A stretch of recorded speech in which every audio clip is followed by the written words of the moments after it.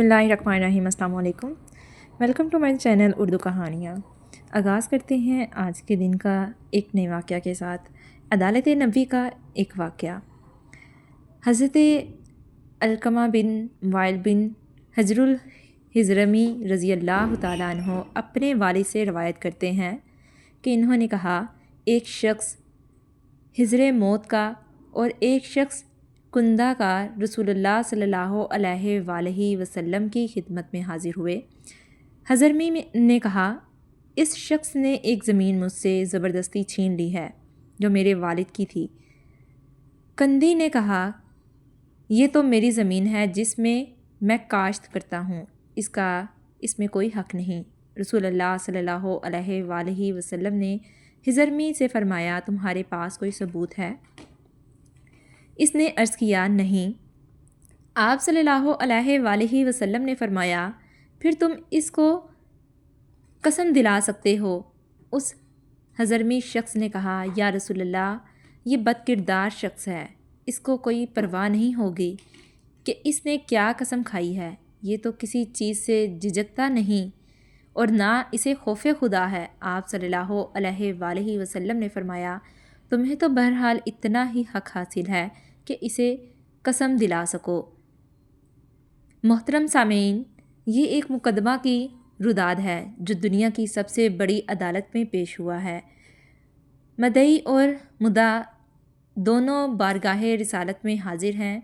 मदई यानी हज़रमी ने अपनी ज़मीन से मुतल्लिक मुद्दा यानी कुंदी के रूबरू हकीकत हाल को सामने रखते हुए पूरी कुव्वत से अपना मुकदमा पेश किया है और बताया है कि ज़मीन मेरे वालिद से मुझे मिली, मगर इसने इस पर ज़बरदस्ती कब्ज़ा कर रखा है।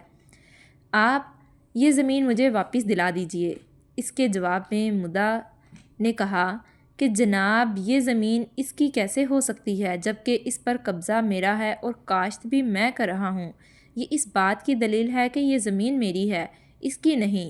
हदीस शरीफ में मौजूदा आइंदा तफसील से बादियुल नज़र में महसूस होता है कि मुद्दई की बात में वज़न है और वही ज़मीन का हकीकी मालिक है, मगर कानून की पासदारी और अमलदारी के लिए अल्लाह रब्बुल इज़्ज़त का रसूल होने के बावजूद आप सल्लल्लाहु अलैहि वसल्लम ने मदई से फ़रमाया, क्या तुम्हारे पास कोई सबूत या गवाह है जो तुम अपने मुकदमा की तौसीक़ व तायीद के लिए अदालत के सामने पेश कर सको? मदई ने नफ़ी में जवाब दिया। तब आपने इरशाद फरमाया कि चूँकि तुम्हारे पास गवाह नहीं हैं, इसलिए तुम मुद्दा से कसम खाने का मुतालबा कर सकते हो कि वो खल्फन कह दे कि ये ज़मीन इसकी है। अगर वो ऐसा कर देता है तो दायर शुदा मुकदमा का फ़ैसला इसके हक़ में कर दिया जाएगा कि वाक़अतन ये ज़मीन इसी की है। ये सुनकर मुद्दई ने कहा, या रसूलल्लाह, मैं इसकी कसम का कैसे एतबार कर लूँ? वो तो बदकिरदार यानी फाजिर आदमी है, उसे क्या मालूम कि कसम की अहमियत क्या है और अल्लाह जल्ला जलाल कि इसमें गरामी की क्या अज़मत है। ये तो कसम खाने में ज़रा भी हिचकिचाहट महसूस नहीं करेगा, इसे अल्लाह का डर ही नहीं, ये कसम खा लेगा, नतीजे में मेरा हक़ मारा जाएगा। बैनुल सतूर लगता ये है कि मदई किसी तीसरी राह निकालने का ख्वाहिशमंद है, लेकिन रसूल दो आलम सल्लल्लाहु अलैहि वसल्लम ने फ़रमाया, जब तुम्हारे पास कोई गवाह नहीं, कोई सबूत नहीं, तो तुम्हारा हक़ तो बस इसी कदर है कि तुम इसे कसम खाने का कहो। हज़रात गरामी, दीवानी मुकदमा की इस सारी कार्रवाई में कई सबक आमूज़ हक़ाइक़ मौजूद हैं जिन्हें याद रखने और रूह बिल अमल लाने की ज़रूरत है। अव्वलन ये कि मदई ख्वाह कितना ही सच्चा, दयानतदार और बाकिरदार शख्स हो, उसे अपने मुकदमा की तायीद में अदालत के सामने सबूत और गवाह पेश करना होंगे। अदालत का काजी या जज अपनी ज़ाती मालूमात के बावजूद भी उसके हक़ में फ़ैसला सादिर नहीं कर सकता। उसे बहरे तौर अदालत के तकाज़ों को पूरा करना होगा, क्योंकि कानून की अमलदारी सिर्फ़ इसी तरह ही मुमकिन है। हदीस मुबारका की तशरीह में आप सल्लल्लाहु अलैहि वसल्लम ने सुना कि रसूलुल्लाह सल्लल्लाहु अलैहि वसल्लम ने ज़मीन के मुकदमा के मदई حضرمی شخص سے ثبوت طلب فرمایا۔ نتیجتاً یہ کہ مدعی کے پاس ثبوت نہ ہونے کی صورت میں مدعا کے ذمے اللہ کی قسم کھانا ہے۔ اگر وہ قسم کھا لیتا ہے تو فضائے فیصلہ اس کے حق میں ہو جائے گا، البتہ اگر وہ جھوٹی قسم کھا لیتا ہے تو دیانتاً وہ اللہ کے ہاں مجرم قرار پائے گا اور اس کی سزا اسے جلد یا بدیر بھگتنا ہوگی، کیونکہ جھوٹی قسم کھانا بذات خود بہت بڑا گناہ ہے۔ ثالثاً یہ عدالت ظاہری حالات و واقعات کے مطابق ہی فیصلہ صادر کرنے کی پابند ہوتی ہے۔ خدا نخواستہ مدعی جھوٹے گواہ پیش کر دے یا مدعا جھوٹی قسم کھا لے تو اس کا گناہ انہی کے سر ہوگا۔ فیصلہ کے بعد عدالت اور قاضی کو مورد الزام نہیں ٹھہرایا جا سکتا۔ زیر مطالعہ حدیث مبارک میں رسول دو عالم صلی اللہ علیہ وآلہ وسلم نے مدعی کو یہ فرمایا کہ تم صرف اس کو قسم ہی دلا سکتے ہو، عدالت اس کے علاوہ اس صورتحال میں تمہارے لیے کوئی اور راہ نہیں نکال سکتی۔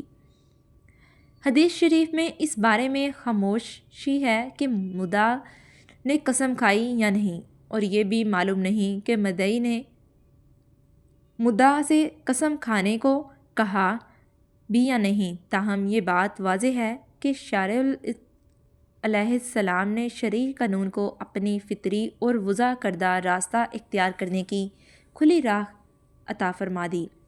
گرامی قدر سامعین، ایسی ہی نوعیت کے سینکڑوں نہیں بلکہ ہزاروں مقدمات آج بھی عدالتوں میں پیش ہوتے ہیں۔ معروضی حالات کی وجہ سے سالہ سال تک زیر التوا رہتے ہیں۔ مناسب معلوم ہوتا ہے کہ ارشادات رسول اللہ صلی اللہ علیہ وآلہ وسلم ہی کے حوالے سے یہ بھی ذکر کر دیا جائے کہ کسی زمین کو زبردستی ہتھیا لینا یا اس پر قبضہ کر لینا کتنا بڑا جرم ہے۔ سب سے پہلے ہمیں یہ یاد رکھنا چاہیے کہ ایک مسلمان کا خون، مال اور دولت دوسرے مسلمان کے لیے قابل احترام ہے۔ حجۃ الوداع کے خطبے میں آپ صلی اللہ علیہ وآلہ وسلم نے اس بات کی طرف بطور خاص توجہ دلائی تھی۔ دوم یہ کہ رسول اللہ صلی اللہ علیہ وآلہ وسلم نے سختی سے منع فرمایا ہے کہ کوئی شخص کسی دوسرے کا مال مذاق یا سنجیدگی میں ہتھیا لے۔ چنانچہ مجمع الزوائد میں صحابی رسول حضرت سعید بن یزید رضی اللہ عنہ رسول رحمت صلی اللہ علیہ وآلہ وسلم کا یہ ارشاد نقل کرتے ہیں: اگر کسی نے اپنے ساتھی کا کوئی سامان اس طرح لے لیا ہو تو اسے چاہیے کہ وہ اسے واپس کر دے۔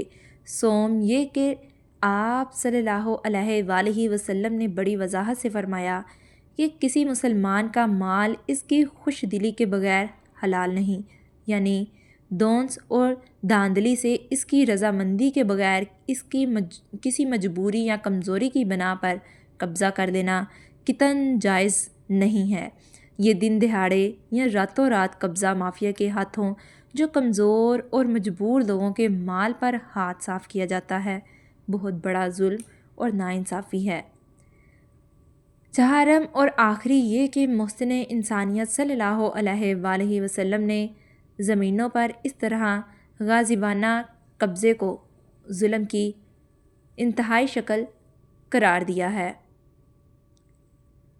سنتے ہیں حضرت عبداللہ بن مسعود رضی اللہ عنہ سے ایک ارشاد گرامی کو، جسے امام احمد بن حنبل رحمۃ اللہ علیہ نے اپنی مسند میں نقل فرمایا ہے۔ کہتے ہیں کہ میں نے عرض کی، یا رسول اللہ صلی اللہ علیہ وآلہ وسلم، سب سے بڑا ظلم کیا ہے؟ فرمایا، اگر ایک گز زمین بھی کوئی مسلمان شخص اپنے بھائی کے حق میں سے کم کرے تو اسے قیامت کے دن زمین کی تہ تک اس کی گردن کا توق بنا دیا جائے گا، اور زمین کی تہ کا علم اللہ کے سوا کسی کو نہیں جس نے اسے پیدا کیا۔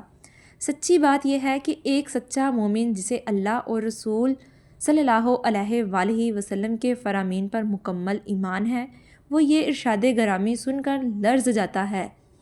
اللہ رب العزت سے دعا ہے کہ وہ اس قسم کی ناانصافیوں سے جو آئے دن ہمارے معاشرے میں ظہور پذیر ہوتی رہتی ہیں اور جن کی وجہ سے پورا معاشرہ کرب و اضطراب کی چکی میں پستا رہتا ہے، ہم سب کو اپنی حفظ و ایمان میں رکھے اور ہمیں توفیق عطا فرمائے کہ اگر ہم کسی کے ساتھ نیکی کرنے کے جذبے سے محروم ہو گئے ہیں تو کم از کم اس پر کوئی ظلم روا نہ رکھیں۔ آمین۔ امید ہے آپ کو یہ واقعہ پسند آیا ہوگا۔ ویڈیو اچھی لگی ہو ویڈیو کو لائک، شیئر اور چینل کو سبسکرائب کرنا مت بھولیں۔ ملتے ہیں نیکسٹ ایسے ہی ویڈیو میں، تب تک کے لیے اللہ حافظ۔